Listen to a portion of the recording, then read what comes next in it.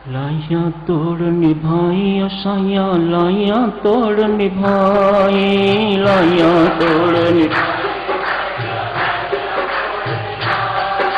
लाया तोड़ निभाई साया, लाया तोड़ निभाई, लाया तोड़ निभाई साया, लाया तोड़ निभाई साया, लाया तोड़ निभाई, लाया तोड़ निभाई साया, लाया तोड़ निभाई साया, लाया तोड़ निभाई, लाया तोड़ निभाई साया, लाया तोड़ निभाई साया, लाया तोड़ निभाई, लाया तोड़ निभाई साया, लाया तोड़ निभाई साया, लाया तोड़ निभाई, लाया तोड़ निभाई साया, लाया तोड़ निभाई साया, लाया तोड़ निभाई, लाया तोड़ निभाई साया, लाया तोड़ निभाई, लाया तोड़ निभाई साया, लाया तोड़ निभाई, लाया तोड़ निभाई साया, लाया तोड़ निभाई साया, लाया तोड़ निभाई, लाया तोड़ निभाई साया, लाया, लाया तोड़ निभाई साया, लाया तोड़ निभाई, लाया तोड़ निभाई साया, लाया तोड़ निभाई साया, लाया तोड़ निभाई, लाया तोड़ निभाई साया, लाया तोड़, लाया तोड़ निभाई साया, लाया तोड़ निभाई, लाया तोड़ निभाई साया, लाया तोड़ निभाई, लाया तोड़ निभाई साया, लाया तोड़ निभाई।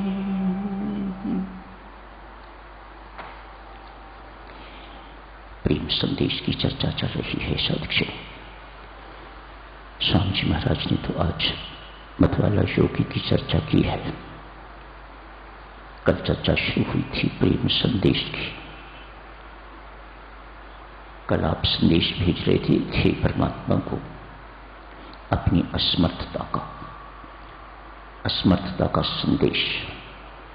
स्वामी जी महाराज ने प्रेम संदेश भेजा है। अनेक प्रकार के संदेश, उदासी का संदेश, जिज्ञासा का संदेश, अनेक प्रकार के संदेश हैं साधुजनों। पर लगता यूं ही है सबके सब संदेश प्रेम संदेश के अंतर्गत ही हैं। सब में प्रेम छिपा हुआ है, किसी न किसी मात्रा में, किसी में अधिक है, किसी में कम है। प्रेम बिना तो संदेश हो ही नहीं सकता। वह संदेश जो प्रेम से ओतप्रोत है, वह संदेश जो प्रेम पूर्वक भेजा जाए, परमात्मा उसी संदेश की कदर करता है।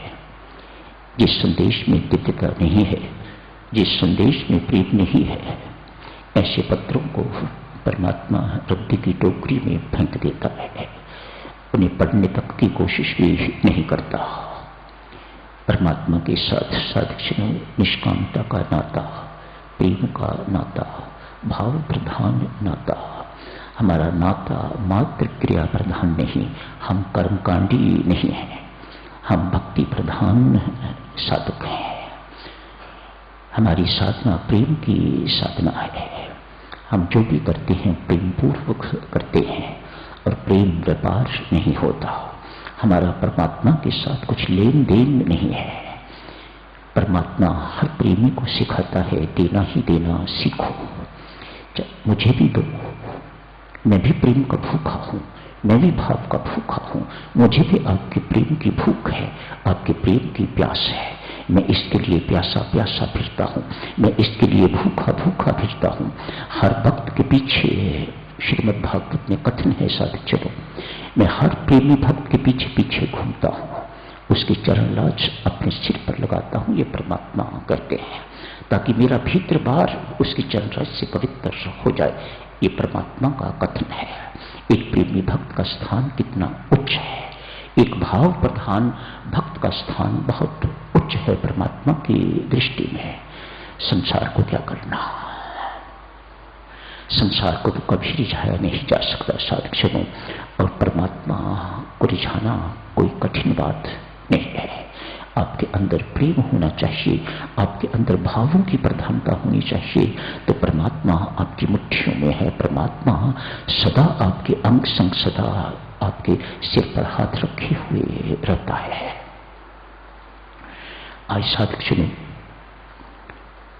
एक जिज्ञासु ने संदेश भेजा है। वास्तव में दो जिज्ञासु हैं, असली तो एक ही है। आज दो जिज्ञासु एक इमली के पेड़ के नीचे बैठा हुआ तप रहा है, एक पीपल के पेड़ के नीचे बैठा तपस्या कर रहा है।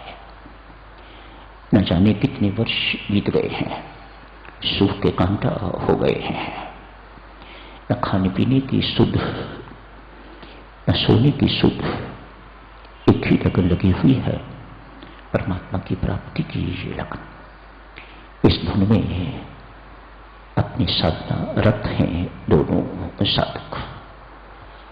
इमली का पेड़ आपने देखा होगा, एक छोटी छोटी टहनी पर भी सैकड़ों पत्ते होते हैं, तो जहां हजारों टहनियां हों, उनके पत्ते कितने होंगे कृपया कल्पना कीजिएगा। पीपल के पत्ते देखो कितने होते हैं, कल्पना कीजिएगा एक पीपल के पेड़, विशाल पीपल के पेड़ पर कितने पत्ते होते होंगे। इन दोनों पेड़ों के नीचे साधक साधना रत है,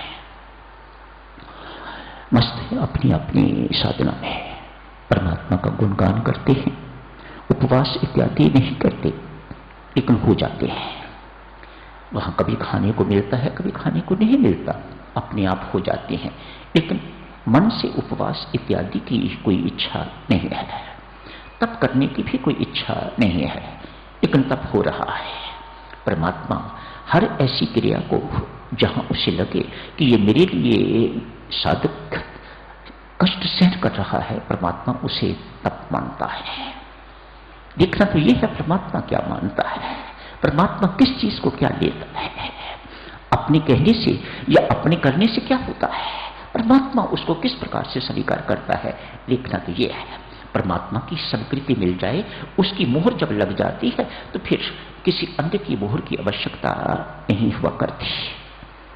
आज संयोग की बात है साधक से, देवऋषि नारद उधर से निकल रहे हैं, दोनों तपस्वियों को देखा, बहुत प्रसन्न हुए। भक्ति के मार्ग के अनुयायी को देखकर देवऋषि नारद बहुत प्रसन्न होते हैं। देवऋषि नारद को भक्ति के आचार्य कहा जाता है। कहते हैं जब परमात्मा के किसी को दर्शन होते हैं तो देवऋषि नारद आके संदेश दे जाते हैं, तैयार रहो, आ रहे हैं। भक्ति के आचार्य हैं, भक्ति के आचार्य थोड़े से ही हैं, देवऋषि नारद उनमें एक है, महान आचार्य। नारद भक्ति सूत्र उन्हीं का लिखा हुआ है, भक्ति पर सूत्र उनके लिखे हुए। दोनों ने प्रणाम किया है देवऋषि को। वैकुंठ जा रहे लगते हो देवऋषि? हाँ, वैकुंठ जा रहा हूं, हरि के दर्शन करने के लिए उनको मिलने जा रहा हूं। काश हम भी साथ जा सकते। एक जिज्ञासु ने जिज्ञासा प्रकट करी है, इच्छा प्रकट करी है, उत्कंठा प्रकट करी है। कल भी साधुजनों आपसे अर्ज की थी, जितनी भारी आपकी तड़प होगी तद्रूप कर्म होंगे, तद्रूप साधना होगी। मात्र तड़प उससे भी काम नहीं चलेगा। आप तड़प तो है अंतर, लेकिन कुछ कर नहीं रहे तो उससे भी काम नहीं बनेगा, आपको लक्ष्य की प्राप्ति नहीं हो सकेगी। जितनी अधिक तड़प होगी तद्रूप कर्म होंगे, तद्रूप साधना होगी, तो लक्ष्य एक न एक दिन आपको मिलके रहेगा। सफलता एक न एक दिन आपके चरण चूमेगी। बस अब प्रतीक्षा करने की आवश्यकता है और कुछ नहीं, सिर्फ प्रतीक्षा करने की आवश्यकता है। अपनी तड़प बना के रखिएगा, अपनी साधना बना के रखिएगा और फिर प्रतीक्षा कीजिएगा, जैसे जिंदगी भर शबरी ने प्रतीक्षा की। प्रतीक्षा ही शबरी की साधना सिद्ध हो गई है। उसके बाद शबरी ने कुछ नहीं किया। देवऋषि, वैकुंठ जा रहे हो, प्रभु से पूछना क्या हमें भी दर्शन कभी होंगे? क्या मेरा तेरा कभी मिलन हो सकेगा? दोनों जिज्ञासुओं ने एक ही जिज्ञासा प्रकट की है। जरूर, देवऋषि नारद कहते हैं, जरूर पूछ के आऊंगा। देवऋषि नारद को ऐसी बातें करने में बहुत आनंद आता है। वे जाते ही परमात्मा के पास बातें करने के लिए, उन्हें कुछ न कुछ बताने के लिए, उन्हें कुछ न कुछ पूछने के लिए। संसार कैसा है ये बताते रहते हैं, संसार में उन्हें कैसे और करना चाहिए ये उनसे पूछते रहते हैं। आपस का वार्तालाप भक्त और भगवान का इसी प्रकार का हुआ करता है। Hello how do you do नहीं, संसारिक समस्याएं प्रस्तुत नहीं करते, अपने शरीर की समस्याएं। ऐसा देवऋषि नारद कभी नहीं कहते इतना चलाते हो, मुझे इतना चलाते हो, मैं थक जाता हूं, कभी मेरे लिए बैठने का भी कोई प्रबंध करो, ऐसी डिमांड कोई नहीं है। देवऋषि नारद उन्हें हृदय से भी अधिक प्रिय हैं, अपनी आत्मा से भी अधिक प्रिय हैं। क्यों? वे हर वक्त परमात्मा के काम में, परमात्मा के, परमेश्वर के काम में हर वक्त रत रहते हैं। नाम जपते रहते हैं, नाम जपवाते रहते हैं, नाम जपते रहते हैं, नाम जपने की प्रेरणा औरों को देते रहते हैं। ये देवऋषि नारद का काम है। देखने मात्र से राम की याद आती है। देवऋषि नारद ऐसे हो गए हैं, उनका नाम लो, सोचो तो परमात्मा की याद आने लग जाती है। कितना बड़ा काम, अपने व्यक्तित्व का रूपांतरण उन्होंने किस प्रकार से कर लिया है कि मात्र देवऋषि का नाम आप सोचो तो परमात्मा की याद, सिमरन शुरू हो जाता है। जरूर पूछ के आऊंगा। जाते ही चर्चा की है, प्रभु आते आते रास्ते में दो भक्त मिले हैं, एक पीपल के पेड़ के नीचे बैठा है, एक इमली के पेड़ के नीचे बैठा हुआ है। दोनों ने पूछा है क्या मेरा और आपका कभी मिलन हो सकेगा? नहीं। भगवान श्री तत्वाल कहते हैं नहीं। उनको बोलना, जिस प्रकार की तपस्या वे तप कर रहे हैं, जिस प्रकार की भक्ति वे कर रहे हैं, भाव शून्य, भाव शून्य। जिस जिस पेड़ के नीचे बैठे हुए हैं, जितने जितने उनके पत्ते हैं, उतने वर्षों के बाद मेरा और उनका मिलन हो सकेगा। देवऋषि नारद के पांव की जमीन मानो हिल गई। पीपल के जितने पत्ते उतने वर्ष के बाद, इमली के जितने पत्ते उतने वर्षों के बाद, ये परमात्मा के श्रीमुख वाक्य, इनको कौन झुठला सकता है? जो इन्होंने कह दिया वह सत्य है। मैं क्या कहूंगा उनको जाके, क्या उत्तर दूंगा? आज देवऋषि नारद ने और कोई चर्चा नहीं की, मुंह लटका के तो वैकुंठ से निकल पड़े। क्या कहें? परमात्मा को कोई कह सकता है ये प्रभु आपने क्या कर दिया, ये आपने क्या बोल दिया, प्लीज चेंज इट। ऐसा कहने की हिम्मत किसमें? मुख लटका के देवऋषि नारद लौट आए। पहले इमली के पेड़ के नीचे बैठा हुआ साधक, प्रणाम देवऋषि, मालिक ने क्या संदेश भेजा है हमारे लिए? क्या हमारी चर्चा चली? चर्चा तो चली, लेकिन संदेश देने में बहुत संकोच है भाई, मुझे माफ करना। मैं संदेश आपका तो दिया, लेकिन परमात्मा का संदेश आपको दे नहीं सकता। क्यों देवऋषि, ऐसी क्या बात है? आप मेहरबानी करके संदेश दें। कहा, जिस पेड़ के नीचे बैठे हुए हो, जितने पत्ते उसके उतने वर्षों के बाद मेरा और उस भक्त का मिलन होगा। कच्चा भक्त था, अतएव निराश, कौन इतने वर्ष तक इंतजार करेगा? वह जिसके लिए सब कुछ छोड़ा, जिसके लिए सब कुछ छोड़ के बैठे हुए हैं, जिसके लिए इतना तप तपा, मानो उल्हाना देने वाला भक्त है। ऐसे भक्तों को कच्चे भक्त कहा जाता है, ऐसे भक्तों को परिपक्व भक्त नहीं कहा जाता। भक्ति में उल्हाना यही है, भक्ति में स्वीकृति ही स्वीकृति है। जो तूने मालिक दिया वह प्रसाद है, और प्रसाद के अतिरिक्त कुछ नहीं है। रुलाना नहीं है, शिकवा शिकायत नहीं है, बिल्कुल छोड़ दिया सब कुछ। आज के बाद भक्ति नहीं करूंगा। देवऋषि नारद वहां से भी मूरत का के निकल गए। एक्सपेक्टेड ही था, कौन इतने वर्ष इंतजार करेगा। भूखे प्यासे अकेले, रहने की कोई जगह नहीं, पेड़ के नीचे दिन रात, कोई दीपक इत्यादि नहीं, कोई कुछ नहीं, इतने वर्ष कौन इंतजार करेगा। मानो देवऋषि नारद भी इस बात से थोड़े सहमे हुए अगले साधक के पास गए। पीपल के पेड़ के नीचे बैठा हुआ है साधक।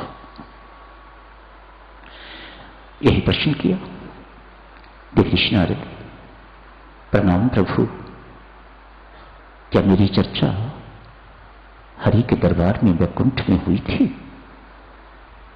हां हुई थी। भक्त अति प्रसन्न है। शुक्र है मेरे राम, मेरे जैसी की चर्चा परमात्मा के दरबार में। अति आनंदित। क्या कहा आपने? क्या कहा परमात्मा ने? क्या कहा? सीता भी तो अपने मुख से यही सुनना चाहती थी। हनुमान, क्या राम मुझे कभी याद करते हैं?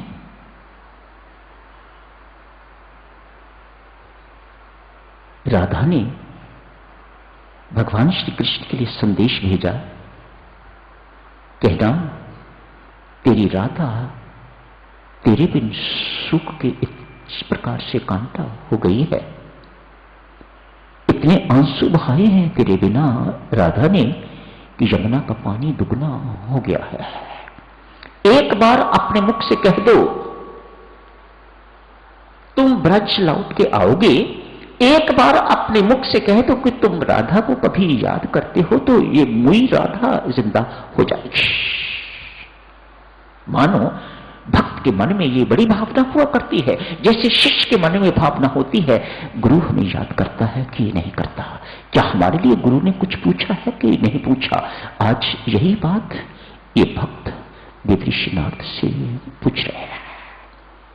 कहा भाई चर्चा तो हुई, लेकिन जो भगवान ने कहा मैं बता नहीं सकता। क्यों नहीं बता सकते? सहर्ष बताओ, भगवान का संदेश है, जो कुछ भी है मुझे शिरोधार्य है। कहा तो सुनो। कहा जितने इस पेड़ के पत्ते हैं इतने वर्षों के बाद मेरा और तेरा मिलन होगा। वाह राम, वाह राम, तेरे मुख से निकले शब्द मानो अक्षरशः सत्य होंगे। तूने दिन निश्चित कर दिया मेरे और अपने मिलन का। जितने पत्ते हैं उतने वर्षों के बाद तूने निश्चित कर दिया कि मेरा और तेरा मिलन होगा। हमें तो पता ही नहीं है, किसी को पता ही नहीं है, लेकिन मेरे लिए तो दिन निश्चित कर दिया। इतनी खुशी में नाचा, इतनी खुशी में नाचा, अपना देश बाप सब कुछ भूल गया। इतना नाचा, इतना नाचा, देवऋषि नारद के से भी रहा ना गया। देवऋषि नारद ने भी साथ ही साथ नाचना शुरू कर दिया। दोनों नाच रहे हैं,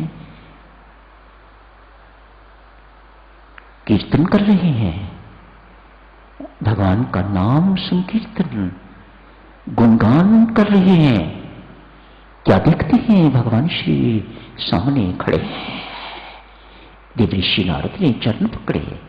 आपने तो कहा था जितने पेड़ के पत्ते उतने वर्षों के बाद दर्शन देंगे। क्या हो गया कि आप आज ही आ गए हो? भगवान ने तत्काल कहा। उस वक्त इसकी भक्ति भावना शून्य थी। इस वक्त इसकी भक्ति में भाव की इतनी प्रधानता है कि मेरे से रहा ना गया।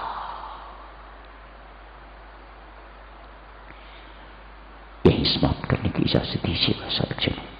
अति शुभकामनाएं सबको।